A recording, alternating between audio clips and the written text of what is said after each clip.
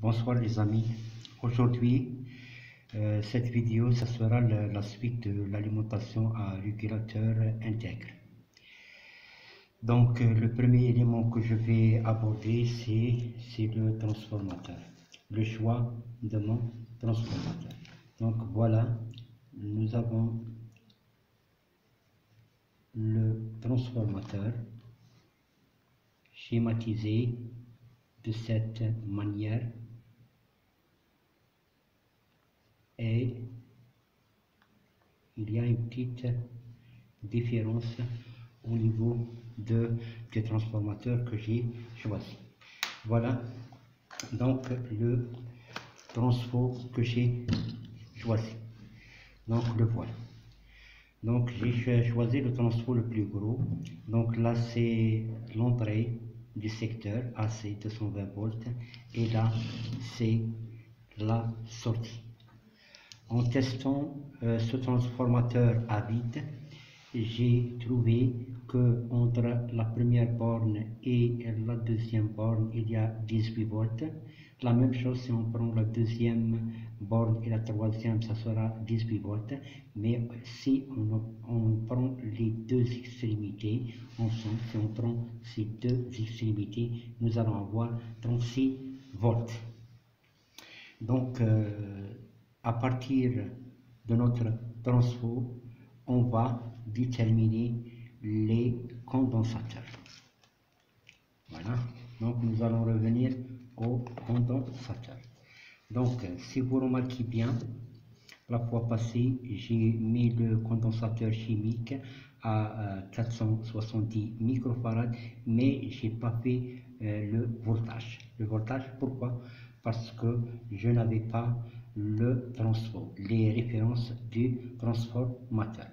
Aujourd'hui, j'ai choisi mon transfo et j'ai trouvé que j'ai le 0 volt, par exemple ici 18 volts et j'ai 36 volts dans la dernière extrémité. Voilà. Donc là, à partir de là, je vais déterminer le condensateur, le premier condensateur que je vais mettre. Voilà. Donc, c'est un 470 microfarads. Mais quel est son voltage? Le voltage. Le voltage, c'est à partir de là. Si par exemple je veux utiliser simplement 18 volts, donc je dois avoir plus de 18 volts, c'est-à-dire plus 18 volts plus de 18 volts pour que le condensateur ne claque pas. Donc, dans la référence des voltages, il y a au-dessus de 18 volts, il y a le 25 volts. Là, j'ai déterminé le voltage, le volt que je dois mettre pour que mon condensateur ne claque pas. Donc 462 microfarads et 25 volts. Maintenant, je passe au troisième élément, donc le régulateur lui-même.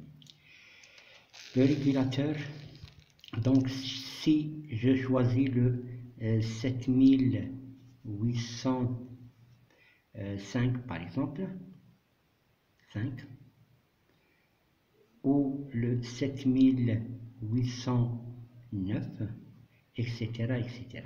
Donc, le choix de ce condensateur, le choix de ce régulateur va me permettre de déterminer le voltage, le volt, excusez-moi parce que je ne vois pas bien, parce que le portable est devant moi et donc je dois déterminer quel est le voltage que je dois mettre avec les 100 microfarads. Donc j'aurai la possibilité de mettre 100 microfarads, par exemple 10 volts, si je choisis un régulateur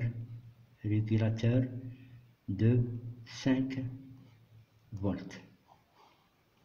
Par exemple, 100 microfarad pour si le régulateur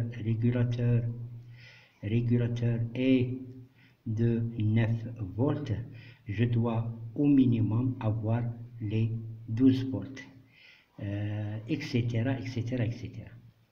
Donc, le voltage et le voltage du condensateur de sortie est pris par rapport au régulateur que je vais utiliser.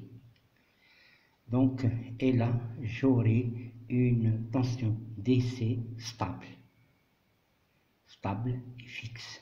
5, 9, 12 ou 15 volts, et même 17, 18. Donc, donc si je choisis par exemple ici de mettre le 18 volts, donc en sortie, qu'est-ce que j'aurai? En sortie, je pourrais avoir deux alimentations, deux sorties. Donc la première de 18 volts et la deuxième, ça sera par rapport au régulateur que j'ai choisi. Si j'ai choisi le 36 volts, là aussi, là, je pourrais avoir des 36 volts et en même temps avoir le 18 volts si je veux, et aussi la tension obtenue par rapport au régulateur. Donc il suffit tout simplement de se brancher sur l'un là et par exemple là et de sortir une autre tension positive directement du tronçon après le redressement du courant. Donc ça sera pas là mais là ça sera là et pas là, non, ça sera là après le redressement et le condensateur, ça sera ici dans ce point là. Merci de m'avoir suivi et quand j'aurai le temps je pourrai faire l'alimentation et vous la présenter devant vous. Merci de m'avoir suivi.